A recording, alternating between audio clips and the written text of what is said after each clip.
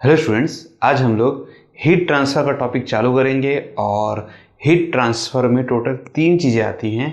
सबसे पहला कि अगर कोई सॉलिड चीज़ है जैसे कि मेटल, तो उसमें जो हीट ट्रांसफ़र होगा वो कैसे होगा।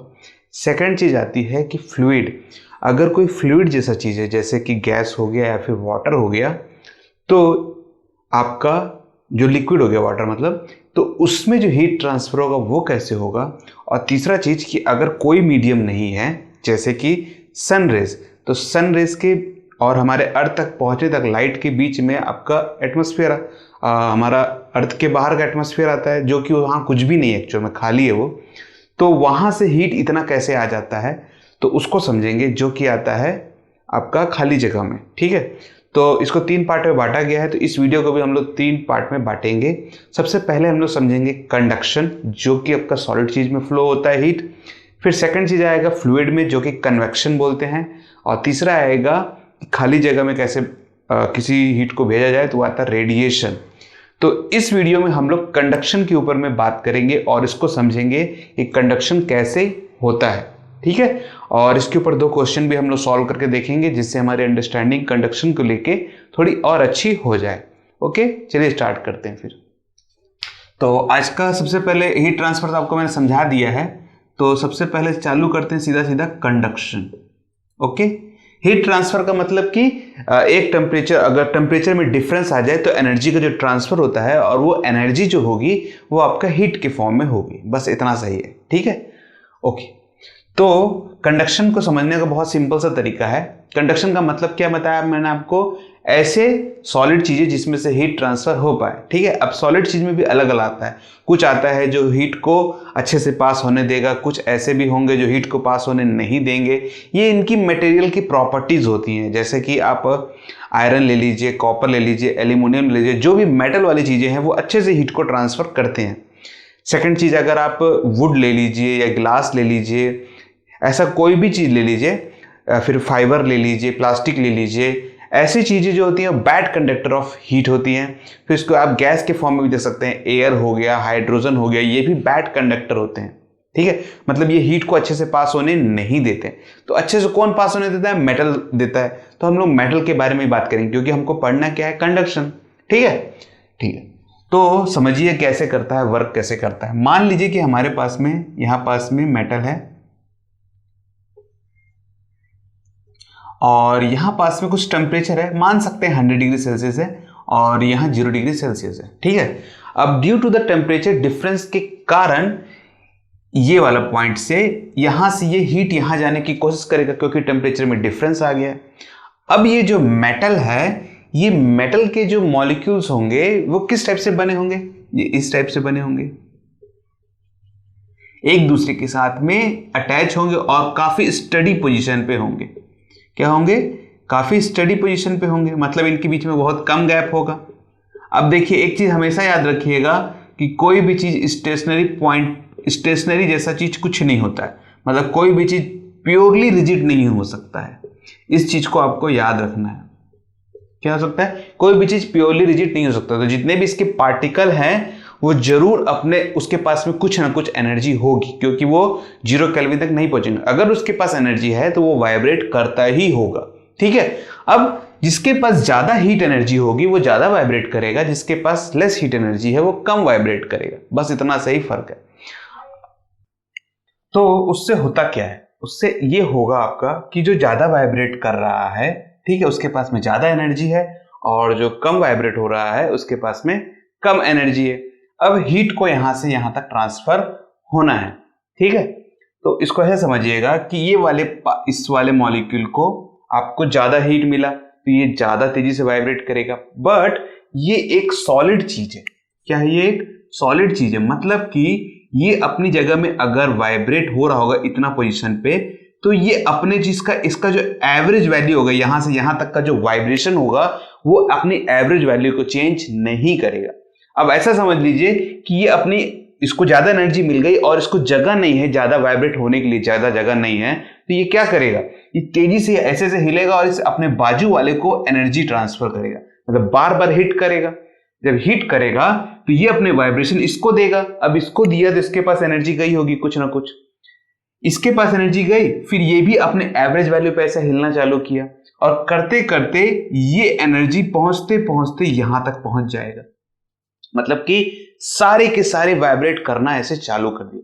मतलब ये जो एनर्जी थी ये यहां से हिलते हिलते हिलते हिलते यहां तक पहुंच गई और ये यहां से यहां तक जाते जाते इसको कुछ समय लगेगा और कुछ देर बाद क्या होगा कि ये सारे के सारे जब वाइब्रेट करना सिंगल पॉइंट पे चालू कर देंगे, मतलब सबको हीट बराबर मिलने लग जाएगा।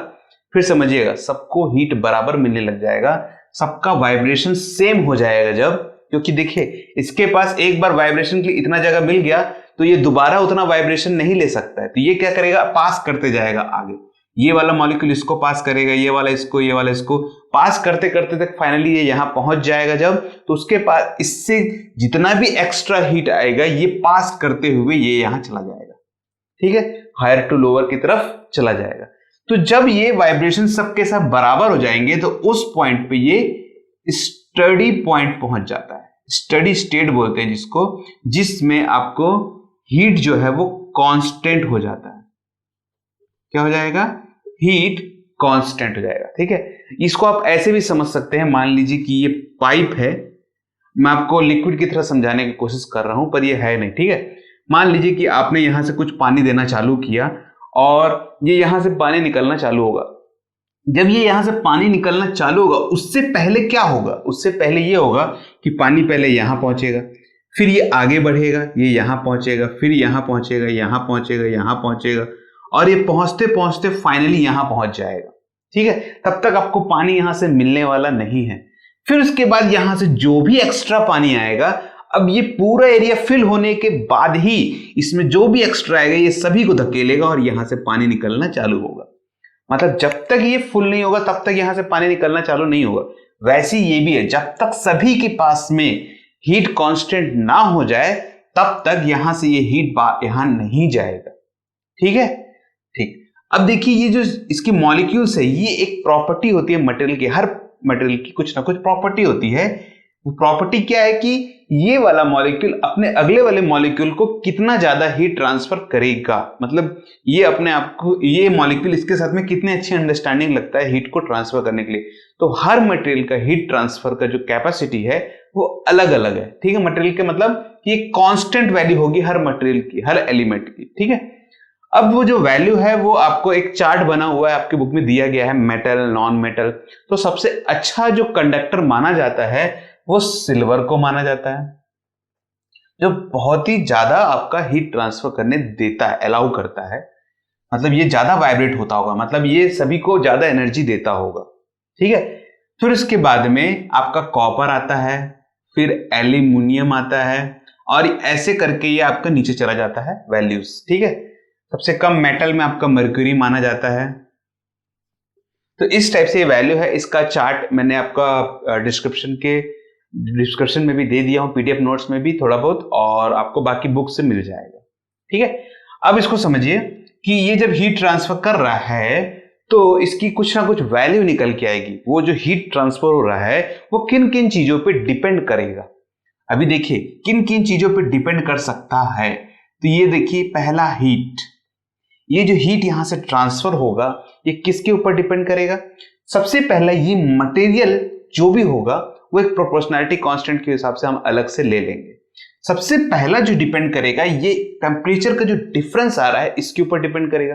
तो heat is directly proportional to change in temperature. Change in temperature मतलब T, अगर इसको मैं T1 मान लूं और इसको T0 मान लूं तो T1 माइनस T0 के हिसाब से इसको ले सकते हैं। तो जितना ज्यादा डिफरेंस रहेगा उतना ज्यादा ये हीट को ट्रांसफर करने देगा, उतनी तेजी से। ठीक है, सेकंड चीज, इसका जितना बड़ा एरिया रहेगा उतना ज्यादा ये हीट ट्रांसफर करने देगा। एरिया के हिसाब से भी जितना ज्यादा रहेगा उतना ज्यादा हीट एक साथ पास हो पाएगा, एक साथ ज्यादा पास होगा तो क्वांटिटी भी उतनी ज्यादा बढ़ जाएगी। तो सेकंड चीज आएगा आपका, heat is directly proportional to the area. दूसरा क्या आएगा, एरिया के हिसाब से आएगा। ठीक है, जितना बड़ा ज्यादा एरिया उतना ज्यादा ये एक साथ हीट को पास करने देगा। तीसरा चीज आएगा आपका लेंथ। अब देखिए इसका लेंथ अगर बढ़ जाए क्या होगा, अगर इसका लेंथ बढ़ जाए तो ये सब के सब वाइब्रेट करना चालू कर दिए हैं। अब यहां से कुछ एनर्जी भेज रहा हूं मैं, ठीक है, ये सब के सब वाइब्रेट कर रहे हैं स्टेडी कांस्टेंट में हम मान लिए, पर ये यहां से यहां तक पहुंचते पहुंचते इसकी एनर्जी लॉस हो जाती है। जो वाइब्रेशन, जो हीट ट्रांसफर हो रहा है, उसको आप एज ए करंट के फॉर्म में ले सकते हैं, मान सकते हैं कि ये करंट है, ठीक है, और जो ये एनर्जी इसके पास में है उसे आप एज ए वोल्टेज के फॉर्म में ले सकते हैं। मैं आपको इलेक्ट्रिसिटी की भाषा में समझाने की कोशिश कर रहा हूं, ठीक है।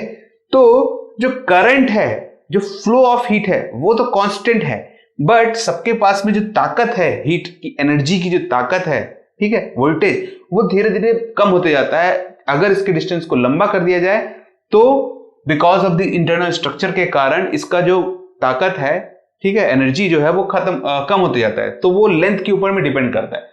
तो जो लेंथ है वो इनवर्सली प्रोपोर्शनल हो जाता है। क्या होगा? वो इनवर्सली प्रोपोर्शनल हो जाएगा, ठीक है। इसको आप इलेक्ट्रिसिटी में भी एक तरीके से समझ सकते हैं। मान लीजिए कि हमारा इस टाइप से कंडक्टर है और यहां पास में वोल्टेज है, आपने 10th में पढ़ा, इसलिए मैं आपको इस तरीके से समझाने की कोशिश कर रहा हूं।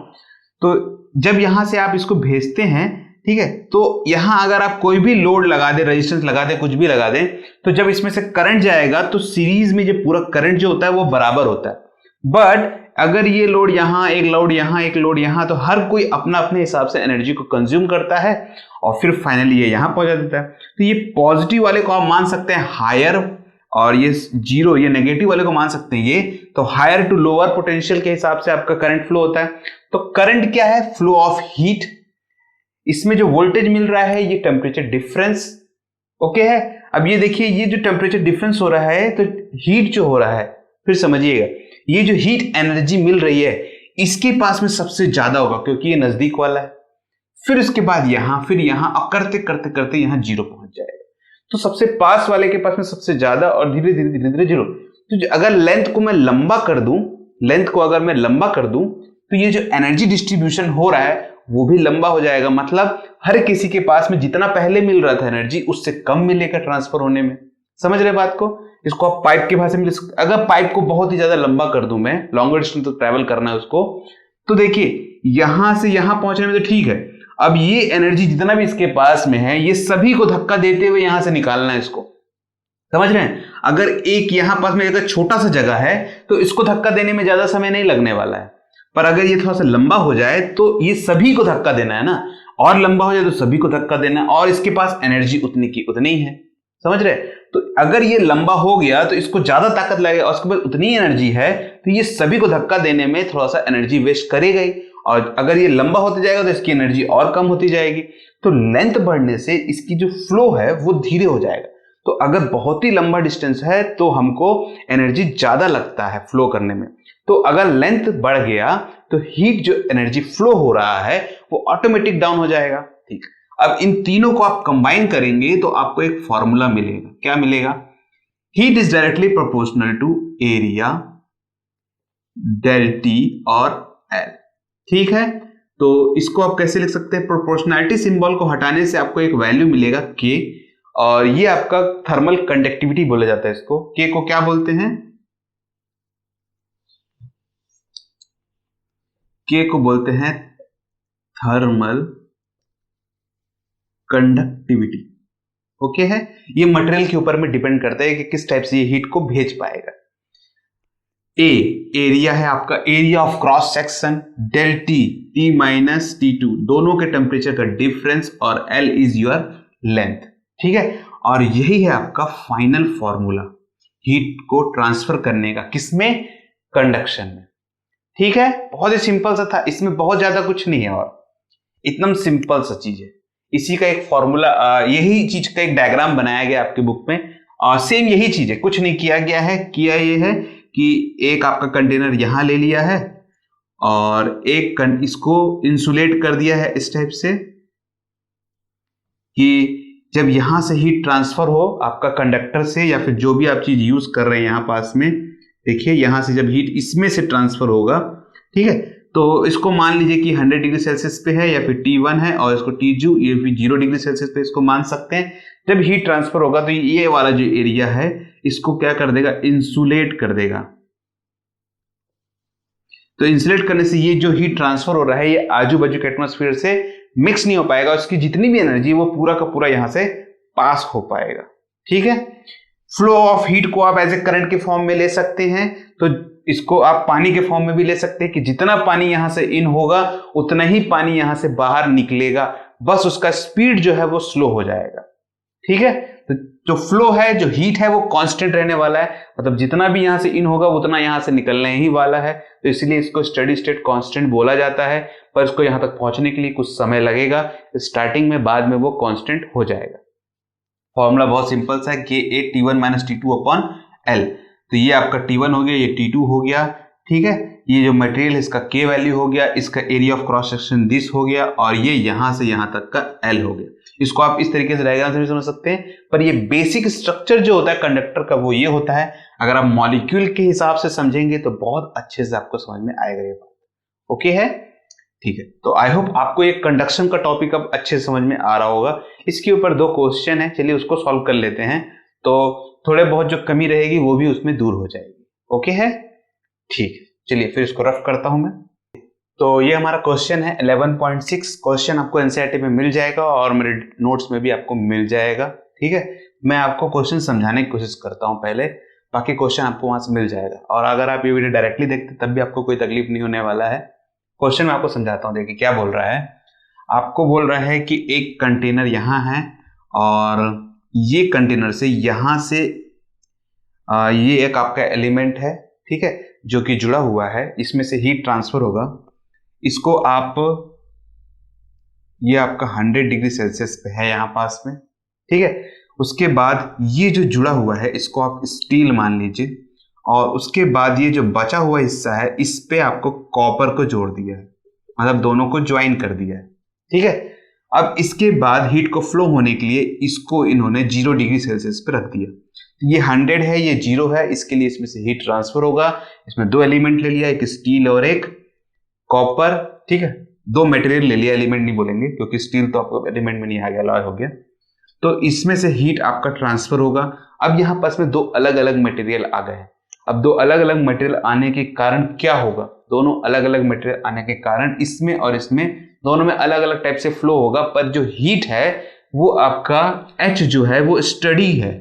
स्टडी मतलब स्टडी रहेगा, स्टडी स्टेट में रहने वाला है, क्योंकि एक बार यहां से जब फ्लो हो जाएगा तो वो आपके स्टडी स्टेट में चला जाएगा। वो अलग बात है कि इसका और इसकी जो क्वांटिटी होगी, जो एनर्जी होगी भेजने की, वो अलग अलग रहेगी डिपेंडिंग अपॉन दी मटेरियल।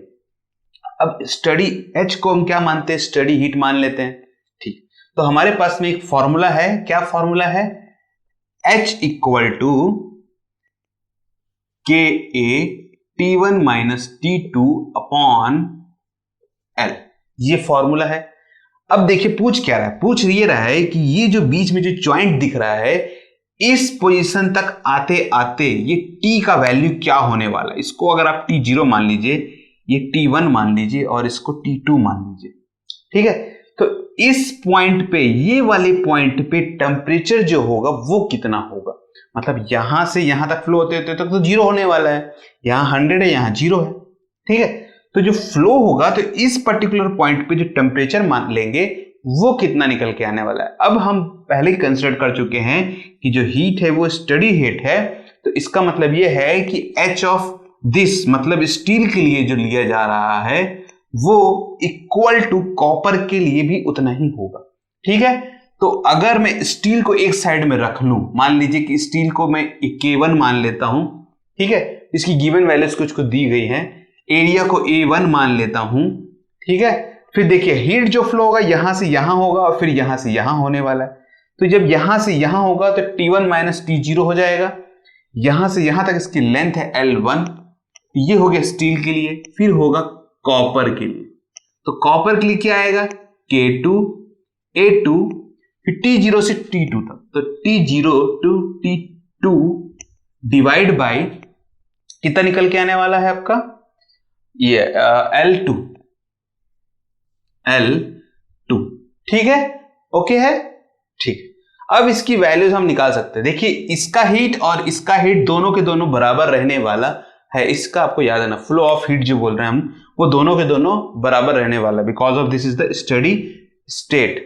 अब इनकी वैल्यूज को बस पुट करना है और हमें क्या निकालना है, ये T0 निकालना है, ये वाला T0 निकालना है बस। बाकी सारी वैल्यूज दी गई। क्या क्या वैल्यूज दी गया है?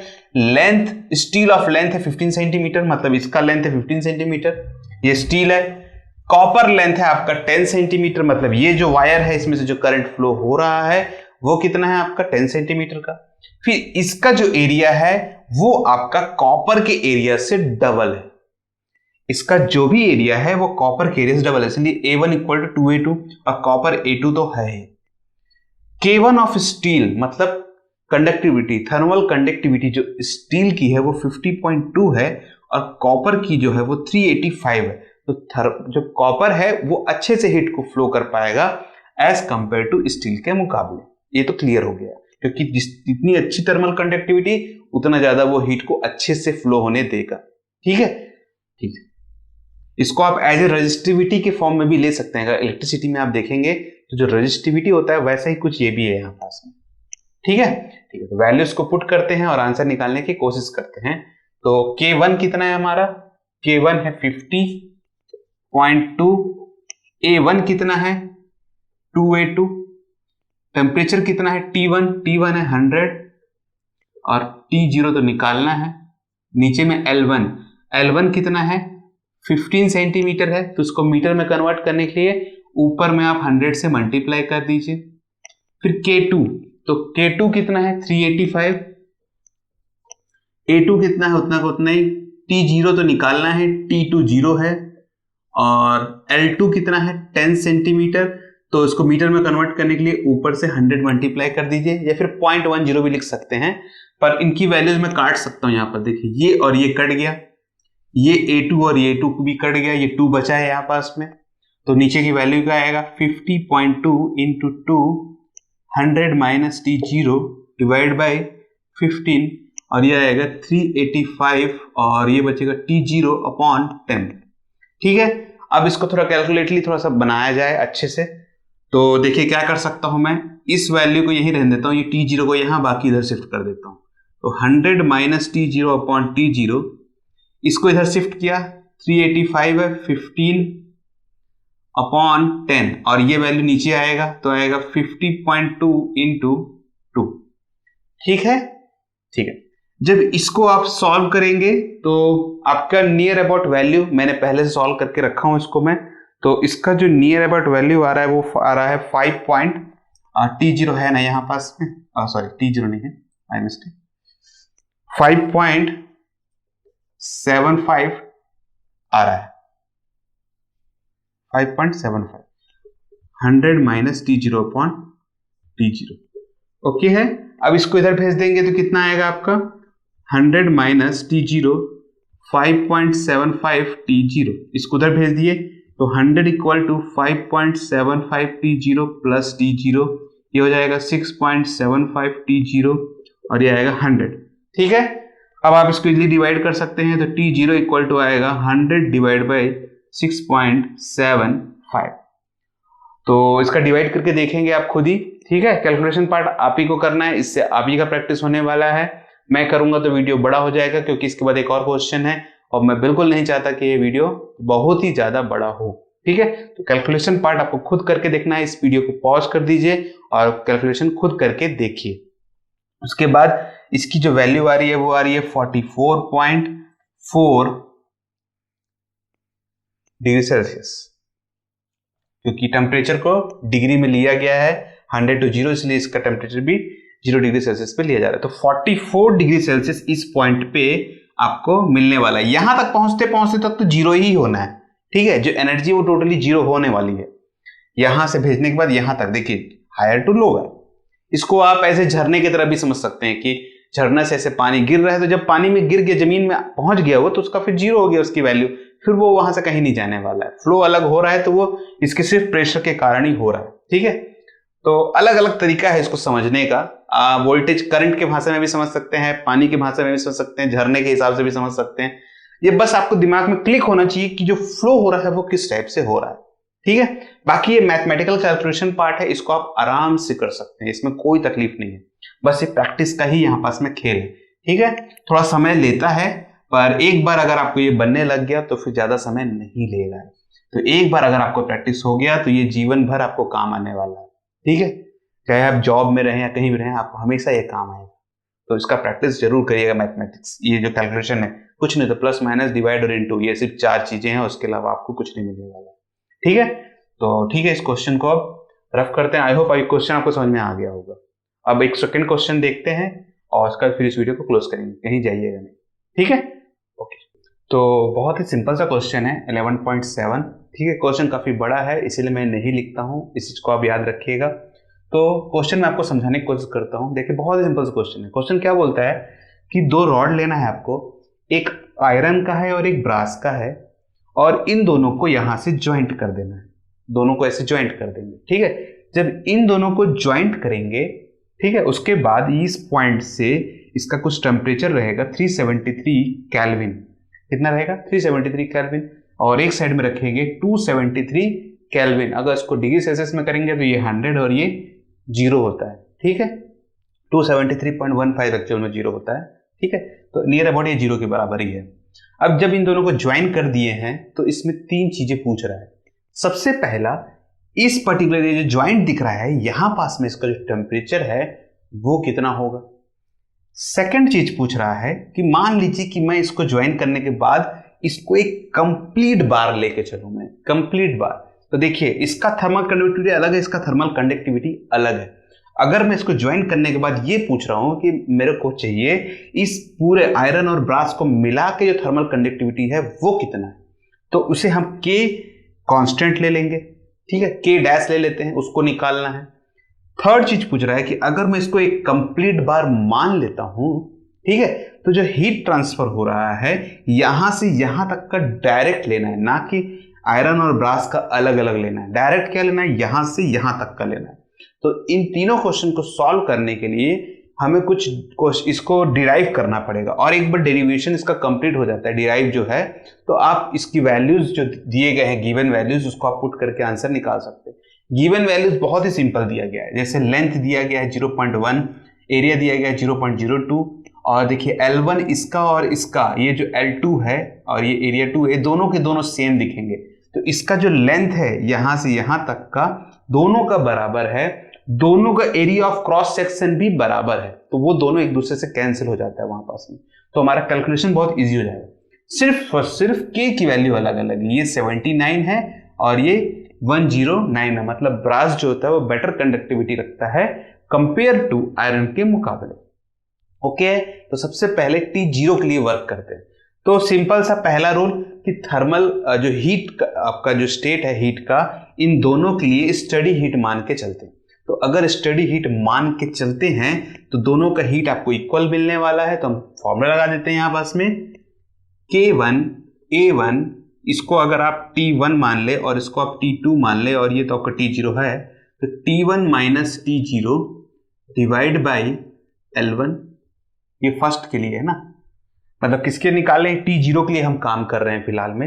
इसके लिए बाजू में आएगा K2 A2 T0 minus T2 divide by L2।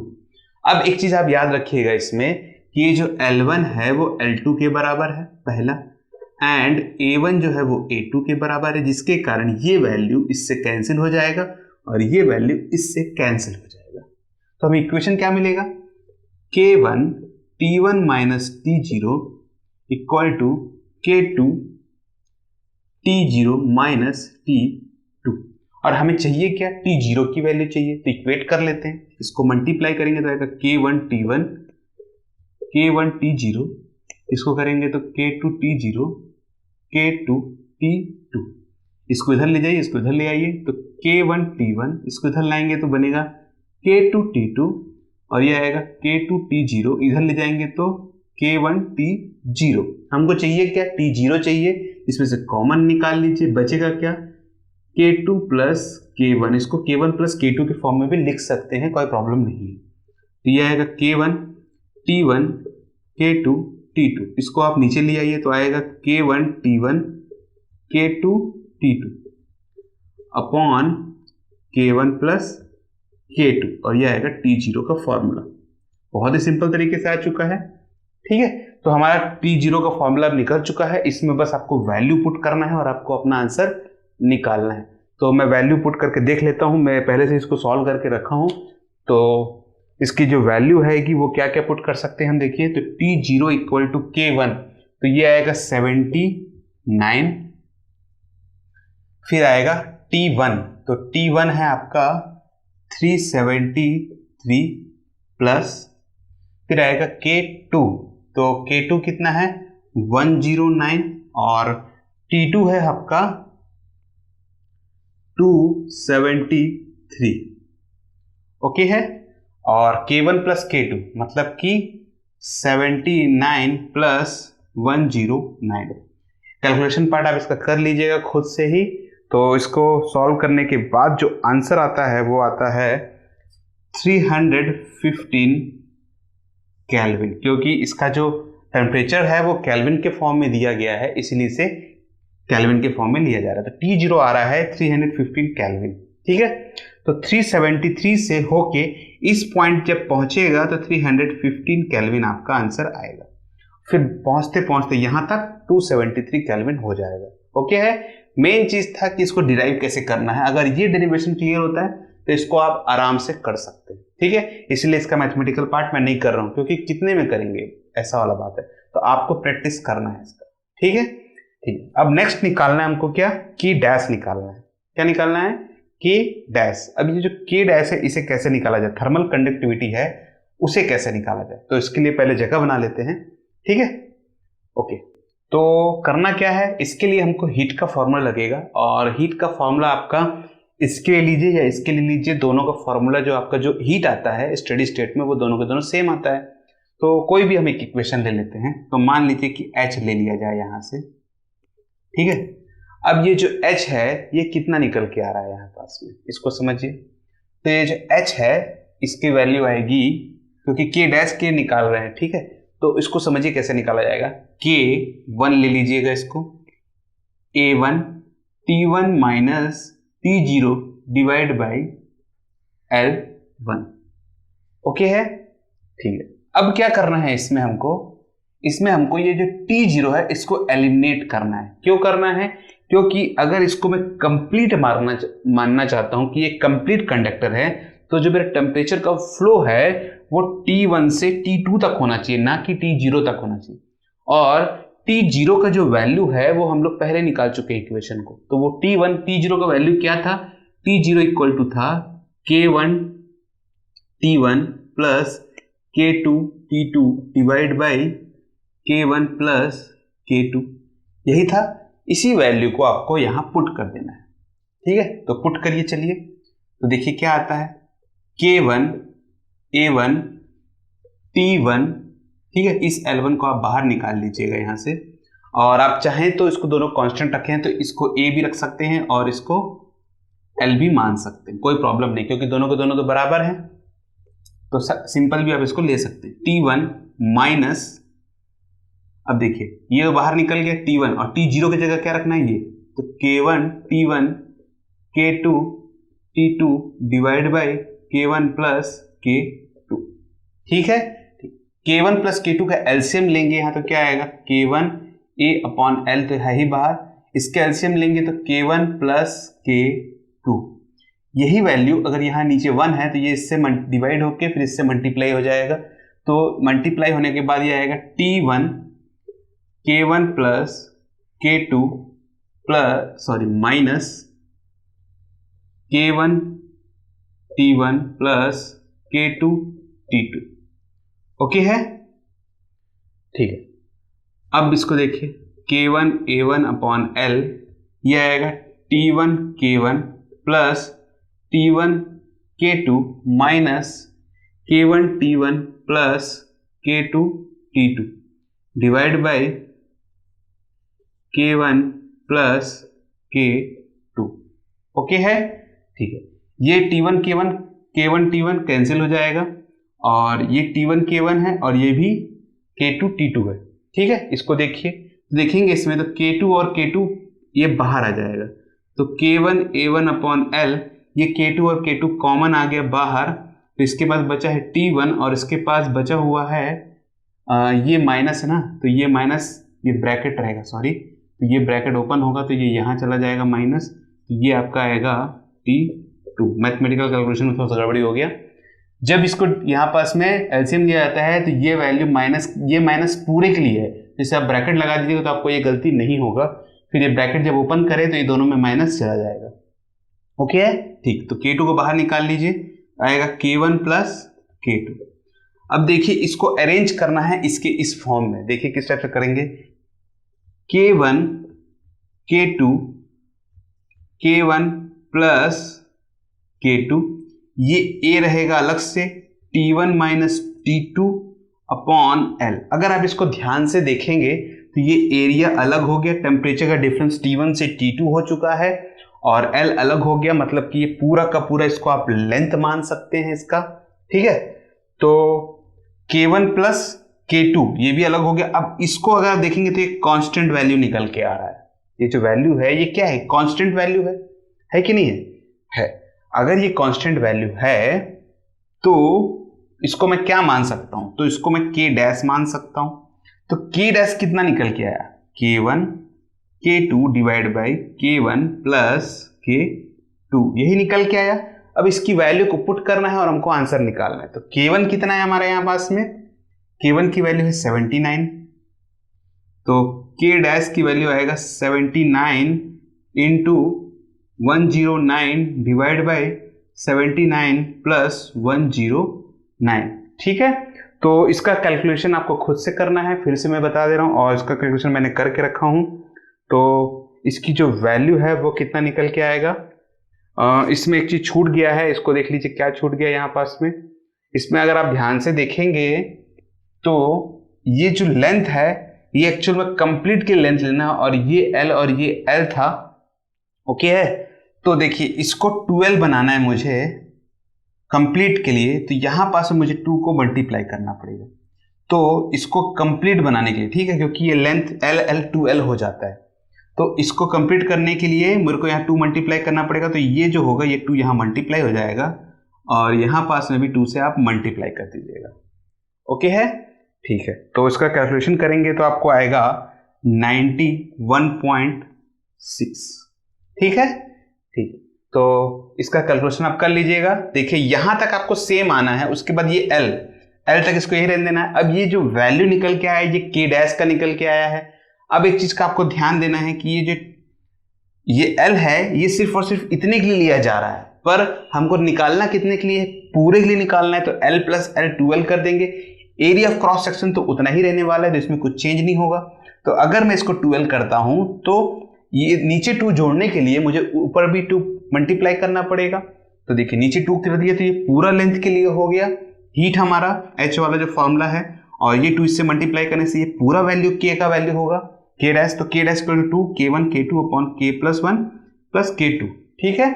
और इसकी वैल्यू जब पुट करेंगे तो आपको आंसर आ जाएगा, ओके है। ज्यादा कुछ नहीं था इसमें। तो ये आपका हो गया थर्मल कंडक्टिविटी, नया thermal conductivity of this 2 materials, okay. अब हमको क्या निकालना है, फाइनली H डैश निकालना है। तो इस पूरे कंडक्टर का H डैश निकालना है हमको, कुछ भी नहीं है इसमें। K डैश हम निकाल चुके हैं, एरिया हमको मालूम है, दोनों का दोनों बराबर है। टेम्परेचर कितना है, T1 से T2 मतलब 373 से 273 तक, ये भी हमको मालूम है। लेंथ भी हमको मालूम है कितना है, 2L है, और सिंगल लेंथ है 0.1, तो 0.1 इंटू 2, बस पुट करिए और आपका आंसर आ जाएगा फाइनल एकदम। तो H डैश निकालना बहुत ही सिंपल है, ठीक है। तो इसको रफ करते हैं और H डैश भी निकालते हैं, ओके। तो थर्ड निकालना है हमको H डैश, मतलब पूरे कंडक्टर में जो हीट फ्लो हो रहा है उसका निकालना है।